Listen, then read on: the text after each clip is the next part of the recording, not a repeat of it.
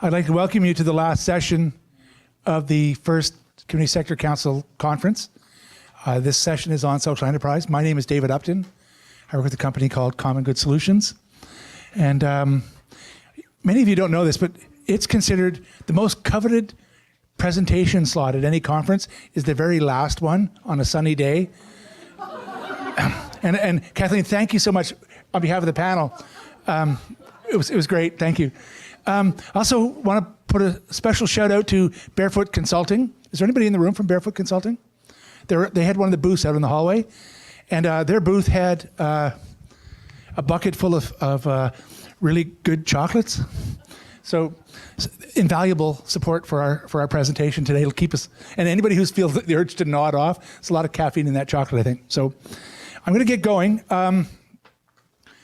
So we're going to talk about social enterprise. We're going to talk about how social enterprise works for some of the organizations here and some of the supports that government have in place to help social enterprise organizations or organizations interested in social enterprise engage. For any of you who are any of you familiar with Don Quixote? So Don Quixote was the last errant knight, and Don Quixote was famous for tilting at windmills. Maybe some of you have heard that expression. The idea of tilting at windmills, tilting is that old medieval sport where two riders charge each other with sort of spears. Well, tilting at a windmill just means you keep getting whacked and whacked. And sometimes being in the sector that we're all in is a bit like tilting at windmills, and that, or more like Sisyphus pushing a rock up a hill. We're not. It's a long old struggle. So the way we're going to run this presentation is, and this panel rather, is like this. So I'm going to introduce Chris Gugu, who is with Ulnawig Development Corporation out of Truro and works around Atlantic Canada. Mike Little with Affirmative Industries. Tracy Boyer from the Hub in Halifax. And Joseph Nima from Economic Rural Development and Tourism. And as they each are posed with a question, I will introduce them in greater detail. So for those of you who have been through the thing, I've heard sort of a couple of themes repeated a number of times over the course of the last 2 days. And those themes are something about, what at least my takeaways have been, something like it's important to measure the right things. And that we all work pretty hard, but I don't know collectively as a sector if we always, and sometimes our funders don't appreciate the value of maybe measuring the right things. We need to find ways to measure the right things. I think it's safe to say that everybody who gets into the sector gets into it so they can try to make a difference. And the last thing that I've heard here is that if we're going to have any success, we need to find ways to collaborate. So our conversation is going to be around how these folks can either demonstrate how they've been able to use some of those principles to grow their organizations and meet their social mission, or how they can help to support your organization while it tries to move to maybe a more viable economic model. Okay, so if you could flip that slide for me. So the first thing I want to do is conduct a very short, unscientific survey. It consists of 3 questions. There are some senior provincial government people who believe that there are too many bureaucrats, nonprofits, businesses, politicians, levels of elected government, or all of the above in Nova Scotia. How many people would say bureaucrats? Yeah, I know, it's a trick question, right? How many people would think that there are some senior bureaucrats in Nova Scotia who think there are too many nonprofits? Okay. Businesses? Yeah, no, you're right, none. Politicians, how many think there are too many politicians? Yeah. Or levels of elected government? Yeah, maybe some of them do. The truth is that I've heard that there are a number of senior bureaucrats who think the biggest problem with the nonprofit sector is that there are too many nonprofit organizations in the sector. So that's you can flip to the next one. In Nova Scotia, nonprofit organizations are prohibited from using enterprise as a tool to meet their social mission, as a tool to meet their revenue requirements, all of the above, or none of the above. How many people think that in Nova Scotia, nonprofits are prohibited from using enterprise as a tool to meet their social mission? Nobody? Everybody thinks that they can? Okay. Oh, some. How many think that they're prohibited from using enterprise as a tool to meet their revenue requirements? All right? Or all of the above? Or none of the above? The truth is it's none of the above. In Nova Scotia, nonprofits are not prohibited from using enterprise as a tool to meet their social mission or revenue requirements as long as they're related to social mission. The next one. How many of you think in 5 years that your organization will be receiving more funding from government? Yeah. How many of you still think Santa exists? Yeah. How many people believe that they will be receiving less funding from government? Or the same funding? Yeah, good. And flip to the next one. So here's what my results say. And that is, in our sector, we can't go back to the way it was. The government is not going to come up with more money. They're just not going to. And we can't stay where we are because it's just a difficult place to work. A lot of us struggle to meet our missions and to generate the revenue required to meet our mission. And the only choice is to go forward. And finally, of course, and really the best news of the whole thing is that, as you can see, the Blue Jays, yes, indeed, are still in first place. And it's June the 17th. Okay. So I'm trying to just frame the sort of social enterprise sector. So for those of you who don't know, social enterprise is not a panacea. Social enterprise is not a tool that will solve all problems for all organizations in the social enterprise sector. It's not. And so when you get the sales pitch, social enterprise is not the answer to. It's not God's gift to the nonprofit sector. It's a tool, but it's just a tool. And next one. So this is now we're getting out of this. So this is the stuff to help you put into context what I think is happening, not just in Nova Scotia but in the world. And so if you imagine, go to the next one. Sorry. So traditional nonprofits and charities had social strategy and social purpose and worked to that end, and that's the history of the sector. And of course, traditional for-profit businesses, it's all about having a business strategy, making money, developing markets, that sort of thing. But what's happening in the world right now is that there's this gradual sort of recognition that social purpose and business strategy maybe aren't the strange bedfellows that people on both ends of that pole once thought they were. Again? Kathleen? Yeah. So you start to see, and we've started to see, from the business side, corporate social responsibility. In fact, if you're a publicly traded company in Canada, you're required to have an official corporate social responsibility strategy, and you're supposed to report on an annual basis to your shareholders. There's cause marketing and business partnerships where nonprofit organizations are starting to build relationships with private companies to help meet their social mission. That's happening to an increasing degree. And more, you can move to the next slide. More and more what we're seeing is this gradual, I believe what we're seeing is this gradual shift to the center where it's becoming apparent to private corporations that there's a brand opportunity and a real business opportunity in being at least perceived as a company that supports the communities in which you work and that cares about other people. Now, how deep that caring goes is an issue to debate in another panel, but I think there's some movement there. And I think that there's a growing understanding, certainly in other parts of the world and in Canada, that there's a need and maybe an opportunity for some organizations, nonprofit and other, to start to use enterprise as a tool to help meet their social mission. So that's where I think we're going. If you would, Kathleen, thank you. Oh, and again, sorry, there we go. So here's a stat. Now, somebody told me this was said in the first plenary, and flick it again. In Canada, in the core nonprofit sector, according to StatsCan in 2007, sales of goods and services were $35 billion. That excludes hospitals and universities and schools.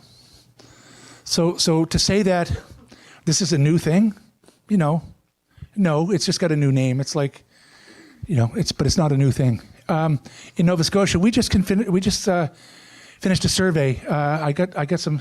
We partnered with Simon Fraser University and Mount Royal University at West to do a survey on collect a data set on Nova Scotia social enterprises. There are probably, I know for a fact, there are some of you in the room who were surveyed. We surveyed 232 organizations. I have the math here somewhere. Yeah, 232 social enterprise organizations, Nova Scotia organizations surveyed.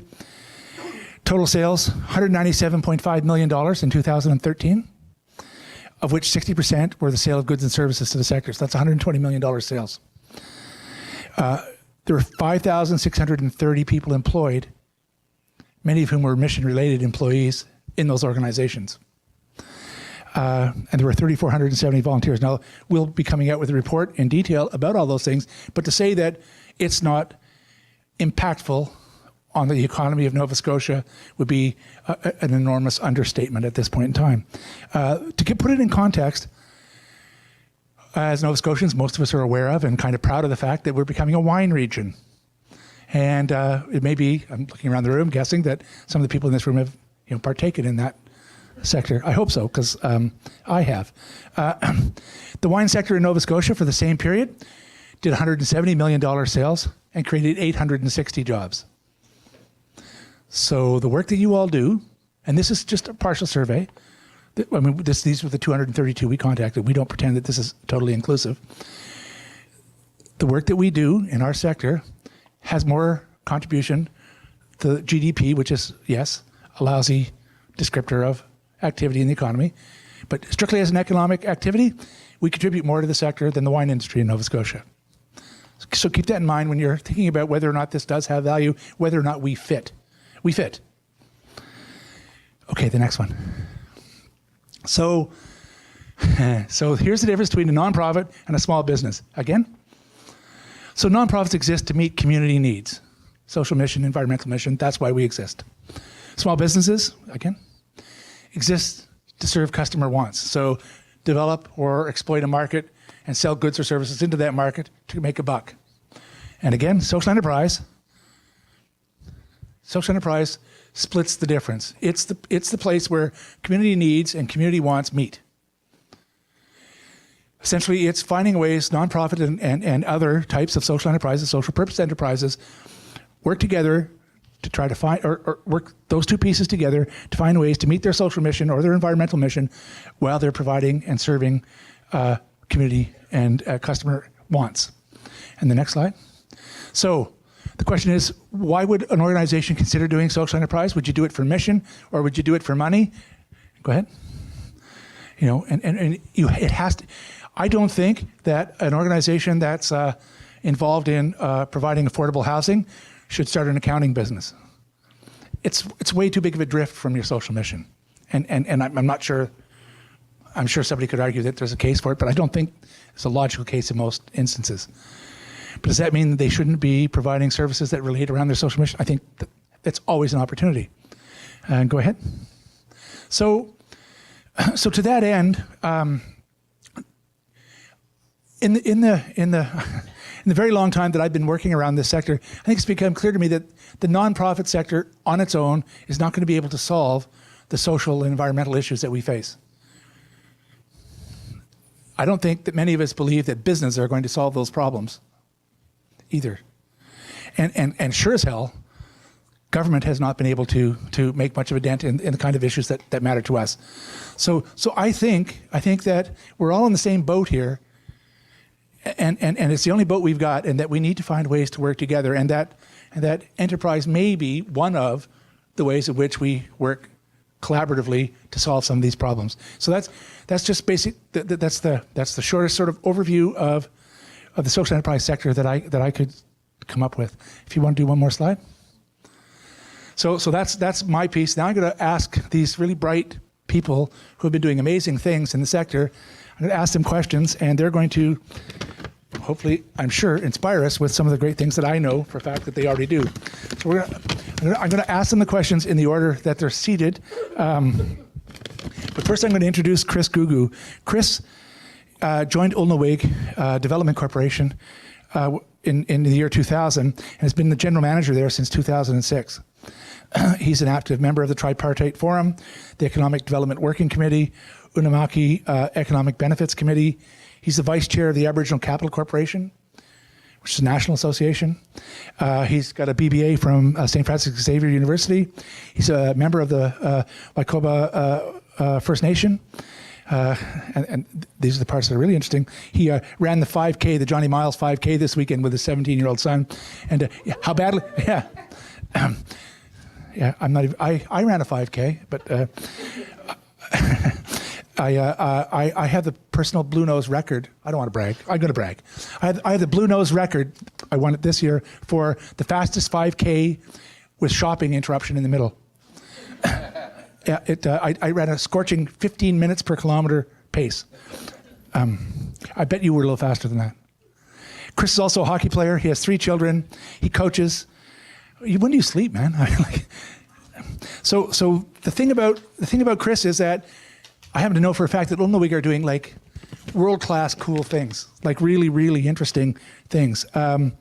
So my question is that, Chris, the Aboriginal community has a long sort of tradition of developing community or social enterprise activities, at least in this region. And in your position as general manager of Ulmnawig, can you give us some examples of how these play out on the ground and how they've contributed to the social, economic, environmental sort of development of the communities in our region? And I guess the other question or the piece to that is how does their governance and operations models make them different from some of the private companies that maybe you've seen? Is that on? Here. Welcome to mine. There you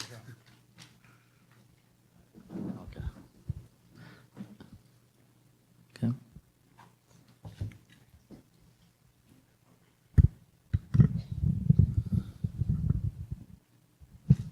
Thanks, David. Don't squash the chocolates, man. Okay, thanks.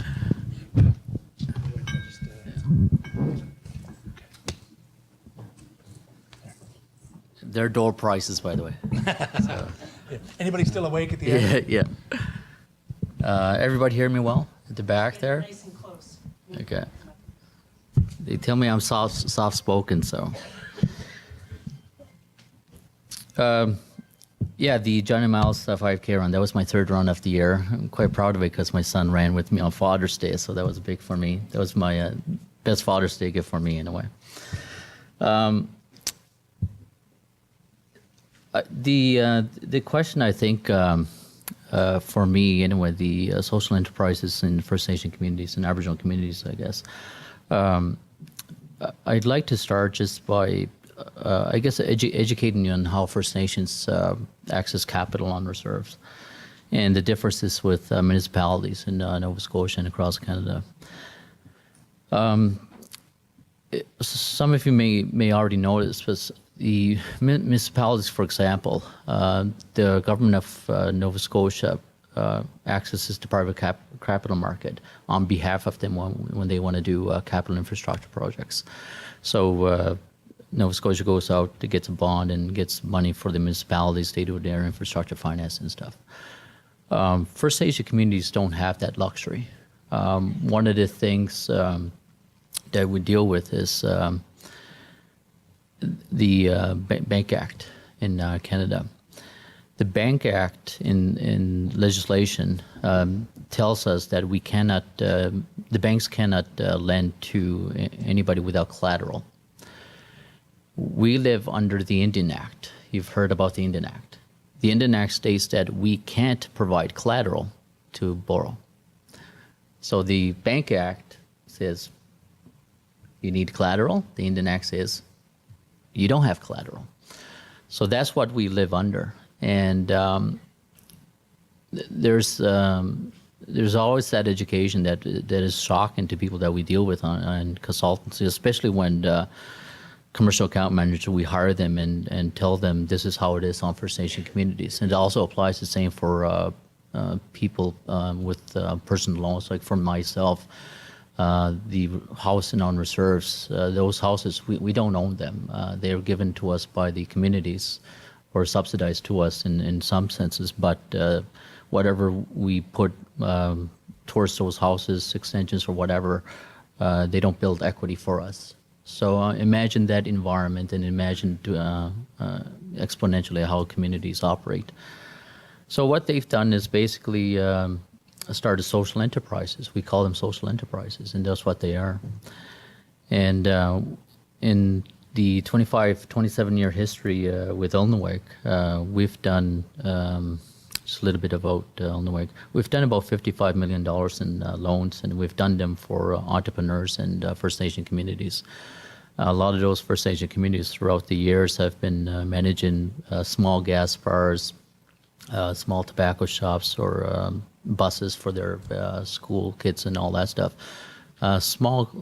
And over the years, they've changed to a lot of the larger stuff that you see on communities like Millbrook and Membertou, owning big convention centers,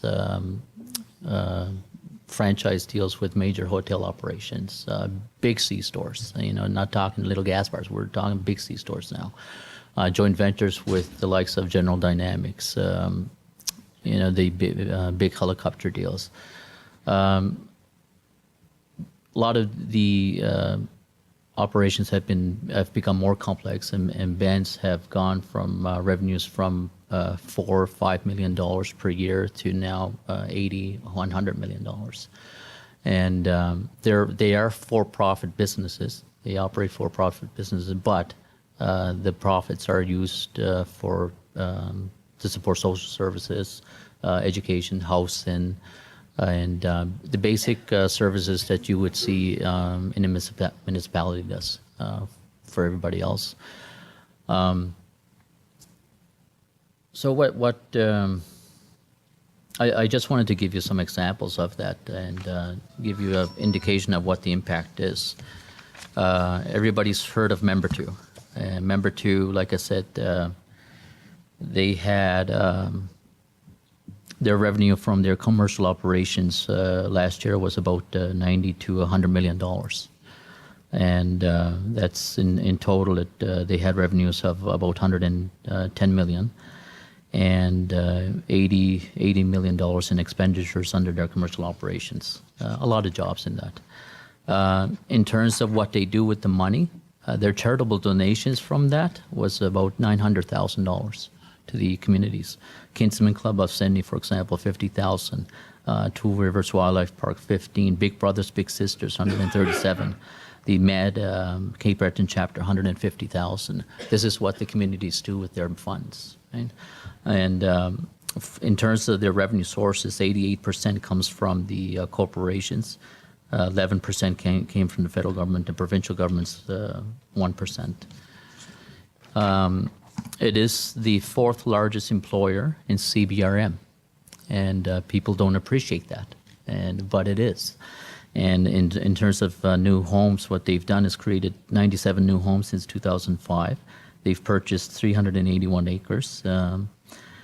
Their population has increased 65% in 95. That's quite a bit. And that's normal for any other the First Nation communities. We have a very growing youth population under 35. You're looking at about 70% of our population. Membertou is responsible alone for about $1.1 million paid annually to CBRM taxes. A large contribution to CBRM. They're involved, and I'm going back to what we previously done with little gas bars and all that stuff. Now, if you look at them, and they have a Highway 125 interchange being built. They've been involved in land acquisitions. Membertou Offshore Inc. Investments in the Laurentian Energy project. They have real estate. They have the Membertou Trading Convention Center. Has anyone gone there? The trading convention, yeah, top of the world class form. They opened up the Hampton Inn by Hilton, Membertou. If you're not aware, that's off-reserve. That's not on-reserve. That's an off-reserve property. The Membertou Heritage Park, a lot of initiatives. Something closer to home is Millbrook First Nation. Millbrook First Nation is also pretty much similar to Membertou, where they've taken their profits and used them for social services, health, and sports and recreation. One of the things that amazes people is sometimes just for my kids, their sports and recreation activities extracurricular stuff that they're involved in is paid by the band. And people get that notion. They say, oh, everything's being paid for by your band or whatever. That's not what we do. It's about the social impact what that causes when the kid goes and attends those extracurricular activities. That's what the band wants to promote, invest into, right? And so, of course, the kid gets participation, participates in group activities, learns about leadership, team building, all that stuff, all the positive stuff. Millbrook has the Truro Power Center. I'm sure everybody's aware of that. The Super 8 franchise, they have exclusive over that in Atlantic Canada. I'm not sure if everyone's aware of that. They own the one in Newfoundland and in Moncton, I believe, or Amherst. They're involved in the wind energy project under the Comfit program that was just it's about 5 or 6 years old. They're involved in the Melfort development out in Pictou Landing there, Melfort Port. In Cole Harbour, they have real estate developments, and they have a joint venture with General Dynamics Partners in the helicopter a contract that the government had out. They built the building, and General Dynamics has their office, their administration and all that stuff there. They're also heavily involved in fisheries. In other communities, bands are involved in a variety of stuff. They're involved in fish processing. They're involved in fishery alone, harvesting. They're involved in service types, consultant services, and there's sort of a whole variety of things that First Nation communities are involved in. What's interesting over the late about a couple of years now is that they've kind of upped the game with the communities. And what I mean by that is they're approaching opportunities at a nation level. And the wind energy, the Comfit program is a good example of, there are 2 projects out in Wynotts, they call them, Basin, where the communities have got together, the 13 communities, and set up 2 DevCorps. And through those DevCorps, they hold 50% equity ownerships in those projects. And Illinois was part of the finance and imagine of that fund as well.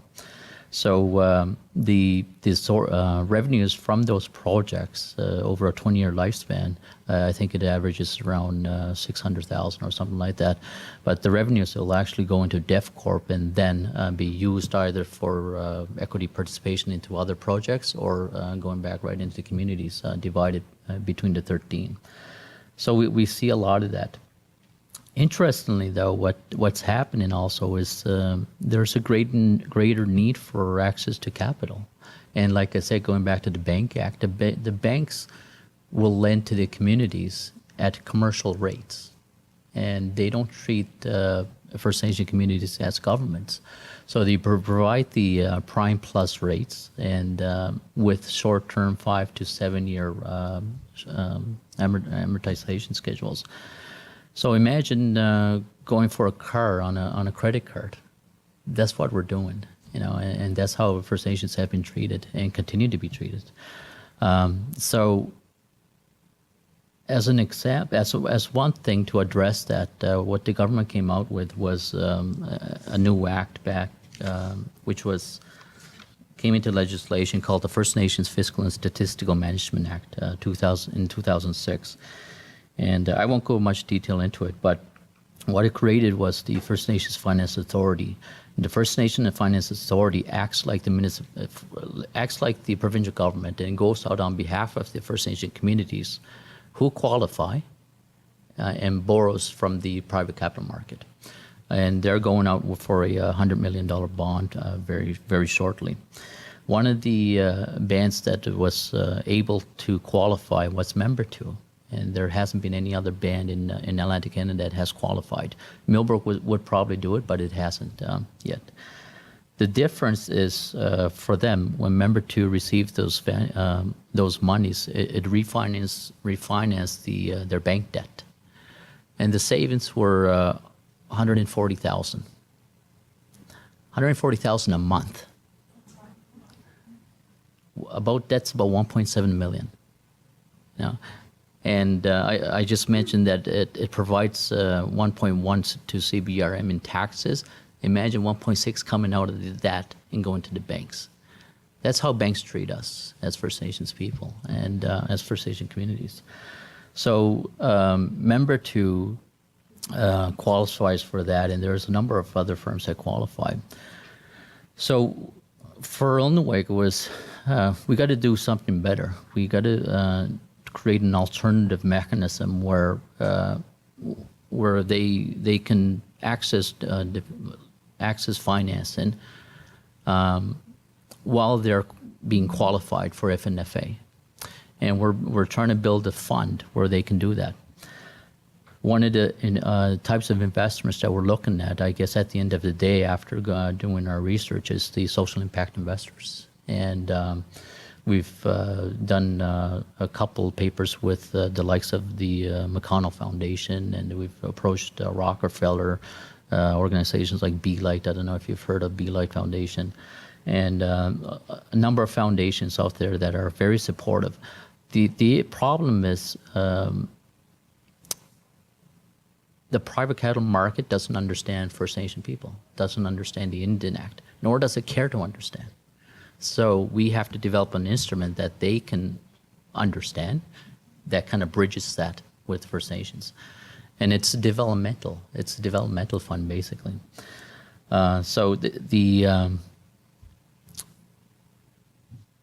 We're trying to attack it sort of that way. We've been doing this for about close to 8 years now. It's been a very, very long run since we started in 2006. What has come out of all this process is we're still focused on approaching the social impact investors, but a little bit more fine-tuned. But what we've developed also internally is the Ilnaweg Education Financial Center. And what we do with at the center is we've developed a community financial literacy tool. And what the tool does is it provides a management tool for the First Nation governments to read their audited statements. They're not financial managers. Most of them don't have a financial background, just like municipal leaders don't. We're the same. We're the same type, same profiles. So we've taken 6 communities as a pilot. We took their audited statements over a minimum of 5 years and basically reformatted it to allow them to make I wouldn't say educated decisions, but informative decisions. That they're able to use their audited statements that their auditor presents on a year-by-year basis, but they've never been shown the trends throughout their history. So saying all that, First Nation communities have always been in social enterprises, and the game is up, like I said. But as what Ilnaweg is trying to do, is match the capacity that First Nation communities have to match those opportunities. So I'll leave it at that. Dave. Yeah. Thank you. Thanks so much, Chris. That was, these guys are playing in the big leagues. When you're talking to the Rockefellers about money, they don't take my calls. That's all I can say about that. Yeah. Thank you. I want to introduce Mike Little. I'll put my pen down before I stab myself in the eye.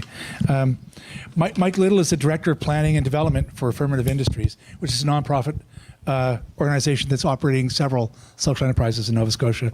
Mike's a 20-year entrepreneur. He was a 2011 Outstanding Leadership and Contributions given an award for Outstanding Leadership and Contributions in the field of disability case management with the David and Kathleen Mooney Altruism Award was in 2011. Mike's going to help us with explaining how Firm Industries. Well, so Firm Industries is a well-established kind of nonprofit social enterprise. You guys have been around for. Yeah, 20 years. 20 years, since I was a very young person. So tell us how your organization uses social enterprise to meet its social mission.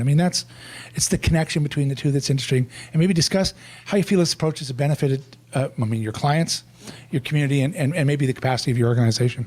Okay. Thanks, David. I just need to get up move. Okay. Yep. All right. It's been a long day for everybody, so I'll try and make this as interesting as possible. Affirmative Ventures started, as I said, 20 years ago with a man with a dream, Dr. Norman Greenberg. And Norman, you know, when he was working with people at the Nova Scotia Hospital, thought it was really important, instead of people just, you know, doing menial tasks, he said, you know what, they need a purpose in their life. They need to be out into the community working, as a matter of fact. So he had this dream about getting people out in the community and working. It all started with making cat furniture, going to flea markets, you know, and then that led to the big news of having a trailer and actually a shop for pet supplies and things like that. And that all went well and good until Hurricane Juan blew the trailer over, and then, you know, that was a mess, and you know, the team had to get everything back together again and right the trailer up and get moving again. Typical entrepreneurs, they weren't deterred, they kept going. They created a storefront, pet stuff on the go on Pleasant Street. And that, you know, was their first foray into the social enterprise business. Along with that, they began to expand. They looked at other opportunities. Mort's Convenience was a convenience store in a seniors complex. We also opened up a dollar store in the North End as well. And that morphed into another venture called Common Values, which has been in the news recently. And so throughout this, it comes back down to our whole mission as an organization is to create financial independence for people with mental health, you know, challenges, issues, to really have a life of their own. And so we really believe in the living, working, and investing motto. We really believe in, we provide people with opportunities. It's not a handout, it's a hand up. And so what I hear every single day from our Director of Operations, Lori Edgar, is we will work with anybody that has a willingness and desire to work. If you don't have that, you're in the wrong place. And really, that's, you know, that's what Affirmative Ventures is really all about opportunity. We take people and we put them in unique situations. We have job coaches who are anything but job coaches, because we ask them to do things every single day, running businesses, working with people, keeping people accountable. You know, I can think of one day when he said, we sell sawdust in bags for people, shavings. And if they're not dry, then they're not very good and we can't sell them. And so our person that day, Sarah, she had to she walked all the way down like about 2 kilometers to the shed, walked all the way back with, you know, bags of shavings so we could sell them. That's a typical entrepreneur way of doing things. You have a problem, you create a solution to the problem, and you make it work and move forward. Rankin McSween, you know, the great guru of New Dawn Enterprises in Sydney, was asked that question of what does it take? What is so special about New Dawn that makes it so successful? And he said, good luck and grit. That's the secret of our success. And we're no different in Affirmative Ventures that way. We really look at opportunities. We have 3 main tenets in what we do each day. We start off with employment, getting people into businesses. They get real work every single day. It's not kind of like a make work project. If someone doesn't show up at Pet Stuff, and Becky is managing Pet Stuff that day, there's no one to do deliveries, that's an issue. We have to have people there working each and every day. So people are held accountable for that, and they get a report, a review every 20 days to let them know how they're doing. And you know what? Are they moving forward? Are they staying the same? Or are they not meeting expectations? It's sometimes really tough to tell people that, you know what, this is not the time and place for you. Perhaps you need to go away and think about things and then come back again. We give people opportunity. We also give them, you know, other ways of striving to reach the goals that they want to reach. So we do the employment, and then came the housing, because we had people who couldn't come to work because they had no housing. So Norman and board again thought about, well, what can we do about that? So we tried working with landlords and things like that, and then we got the community behind us, and we created Affirmative House, which is a 10-unit building in Lakecrest in Dartmouth. It's worth about $1.2 million. And it was the community that came together that made that happen. People come and live there for 5 years. They have a tenant savings plans where they can utilize and save for the next 5 years. It's $6,000. They contribute. Affirmative Ventures contributes. Department of Community Services does some contribution there as well. And so we together help them create independence. So from that, the third component is how to manage money, because you can give people a job and a paycheck, you can give them housing, but if they can't manage their money, they're going to be out in the street again. And so that's another key component for us, is teaching people how to manage their money and financial literacy.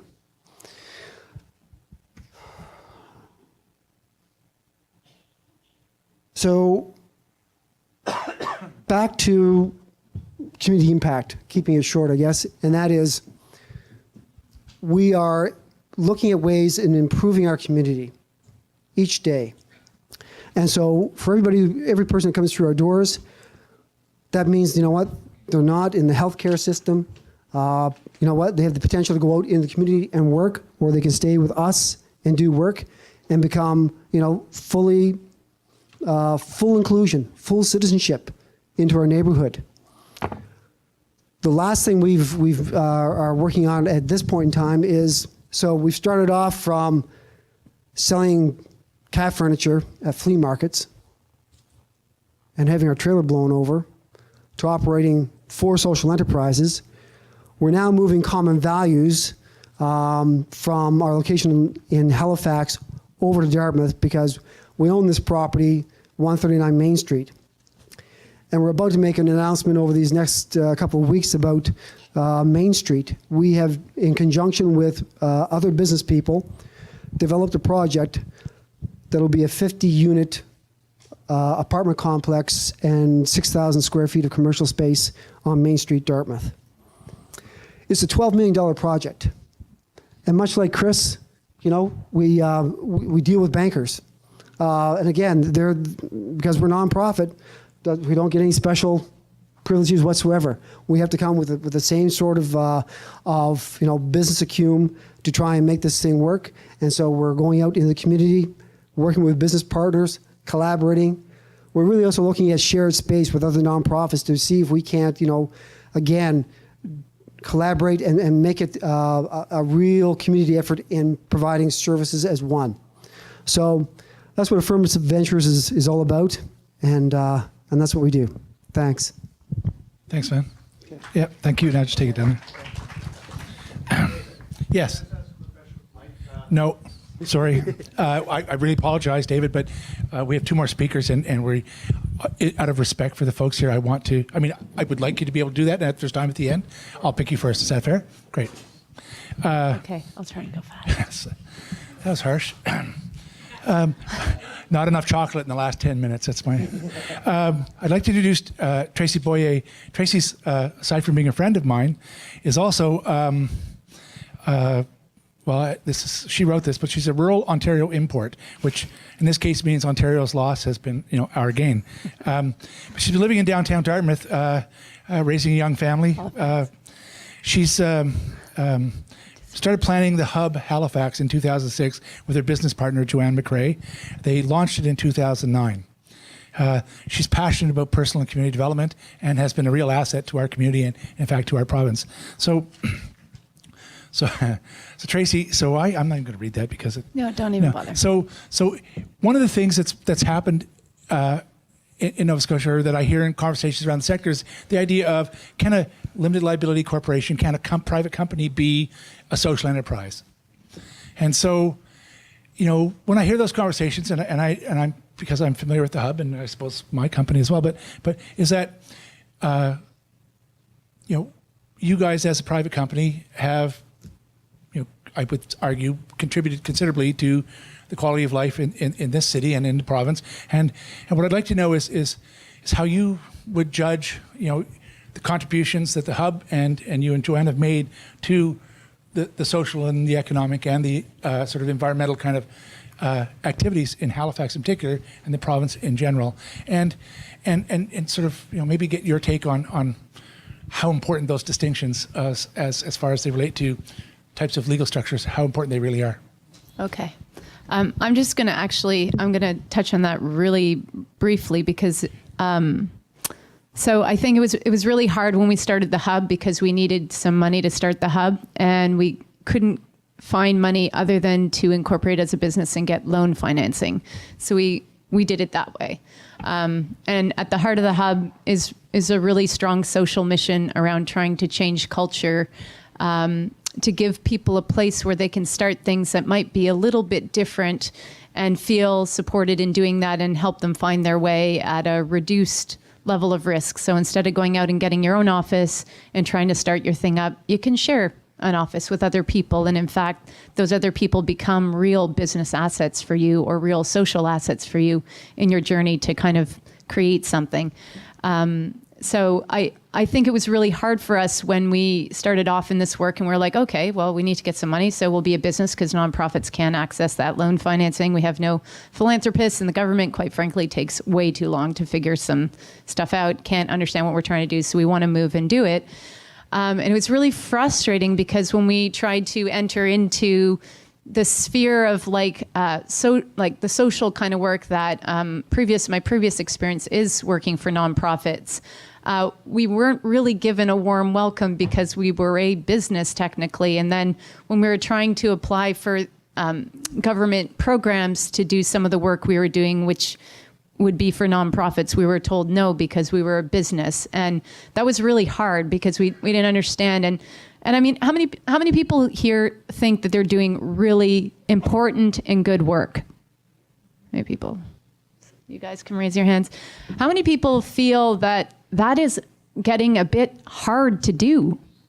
Like, why is this so hard? And it's really frustrating to me that we are not working better. And when I hear Chris talk about all of these barriers in front of people trying to do good stuff, that makes me really upset. And so what I'd like to see us do is get over who fits in this sector and who fits in that sector and actually be like, what is the shit we need to work on? Who's good at that, different parts of that? And how do we work well together to get that done?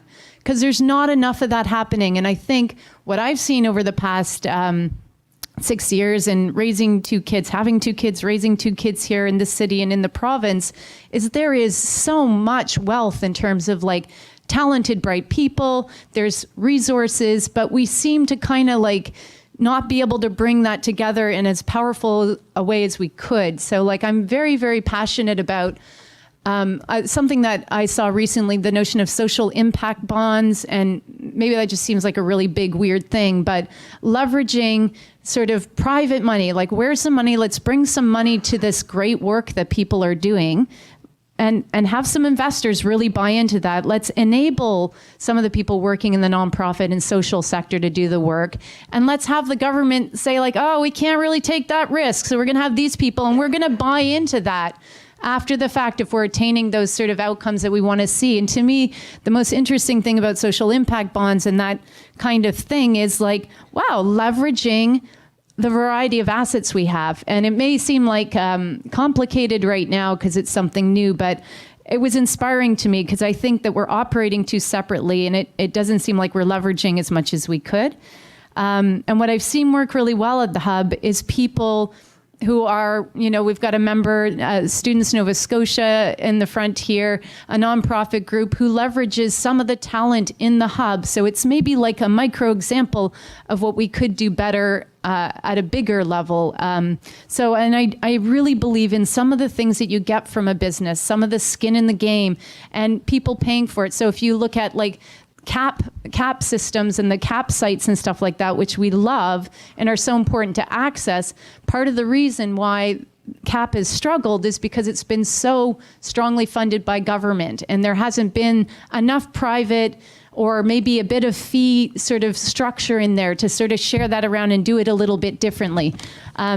And so I think we need to blend a lot more. We need to try and get rid of some of the lines that we draw in between these things. And definitely, I would love to see governments really focusing on making this easier for people, not harder. I don't want to navigate all the structures and systems. I want to do stuff that makes a difference in people's lives. And we've got so much talent, so many people doing good things. I mean, and some of the small businesses, if you look at the backpackers, and I'm small scale, I don't have any numbers and stuff to give to you, that someone else is better at that than I am. But the backpackers hostel on Gottingen Street, she employs youth from that area. And that's a really great social community service. And that's a business. That's a small business. And all the small businesses that I talk to that are running and doing great work are trying really hard to do that work and not super support. So I just thank you for having me here. And yeah.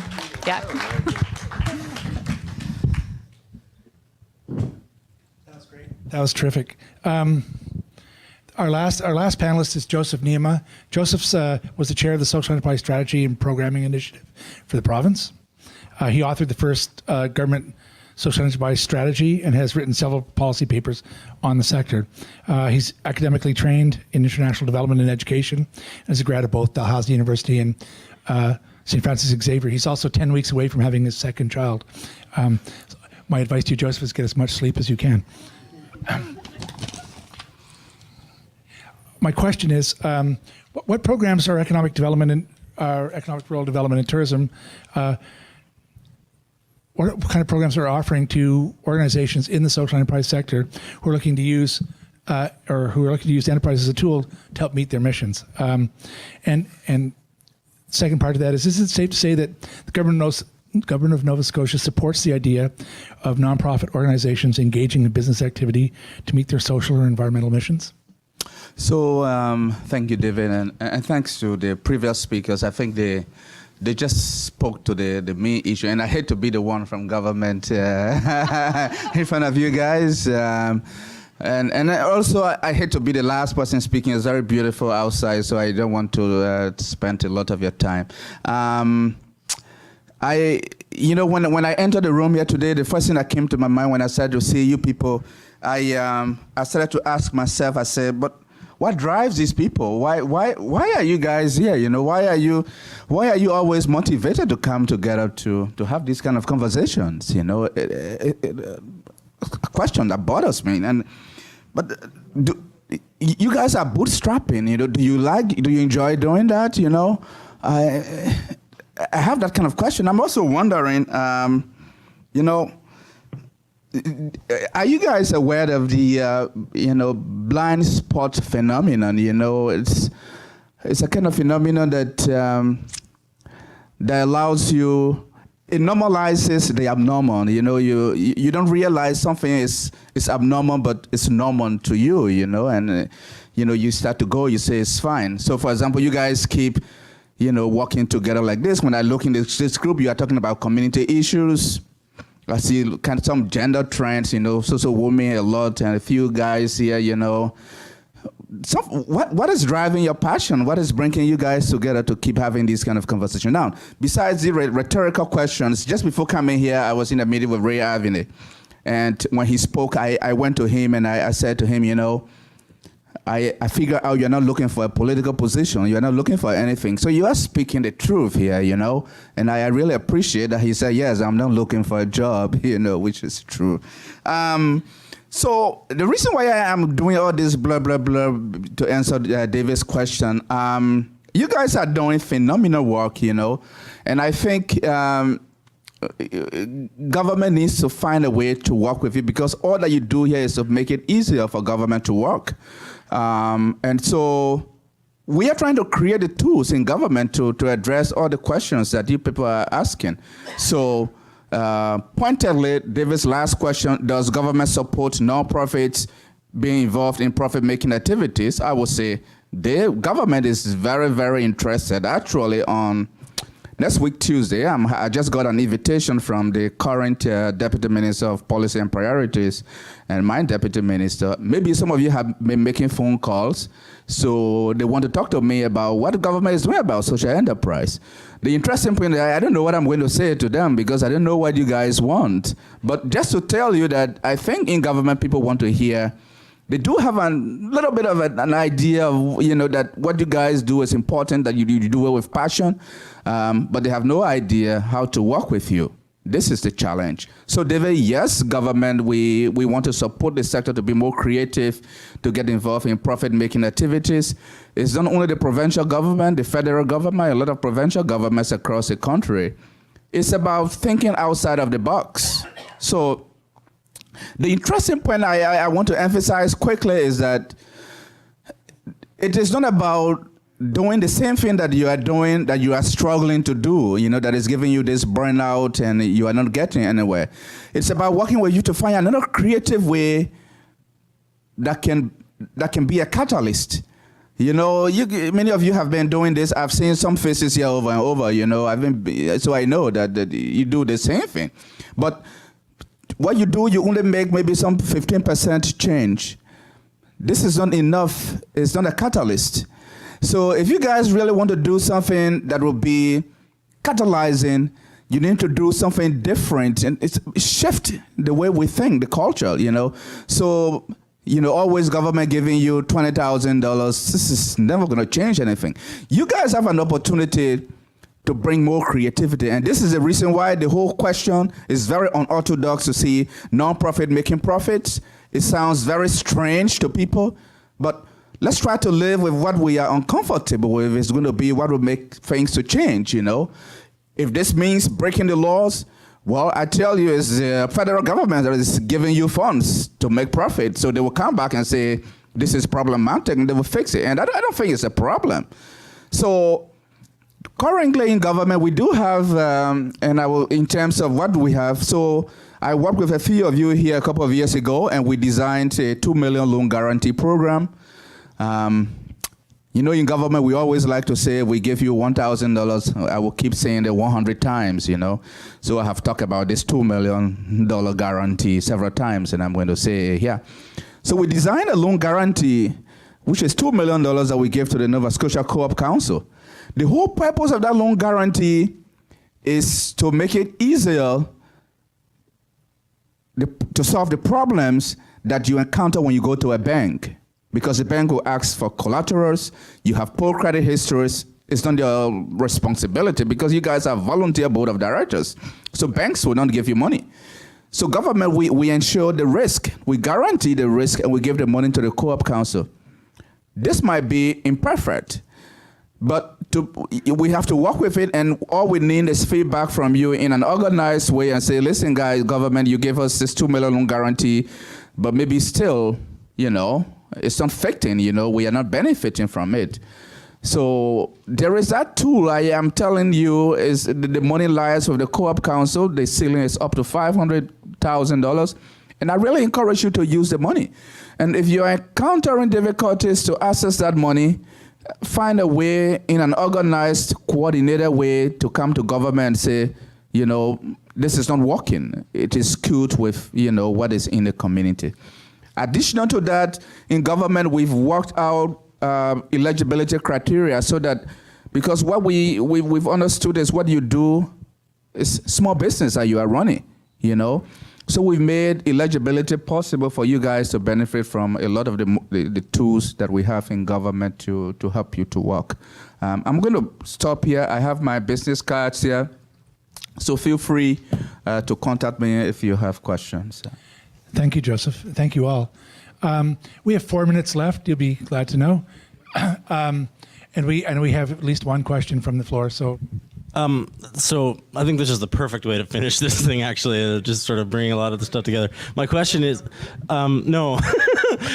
I wanted to highlight that something you said at the very start about government they're not going to be giving us more money next year than they were last year and so on. And I've never heard Tracy speak so passionately about all this stuff. So thanks for that. But that's the reality, right? And I actually look at it as a huge opportunity in the sense that we're also dependent on government for the next year's funding.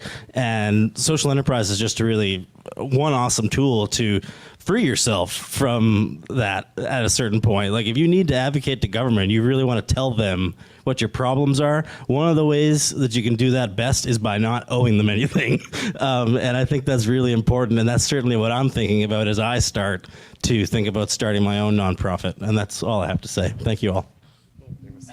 I'd like to thank the panelists for doing this. I think it's time to wrap that. Oh, we can do one more. Someone else. Sorry? Didn't I see a hand go up around here? Go ahead. No more questions. Oh, okay. It was- I thought I saw I saw a hand up too, but imaginary. Thank you. They probably want to know if they could have an excuse to go to the washroom. I'd like to thank all four of you for taking the time to come and do this. I hope it was useful to all of you, and I really do thank you for hanging in there. Go enjoy the rest of the sunshine, and at least, thank you for spending an hour or so with us. Appreciate it.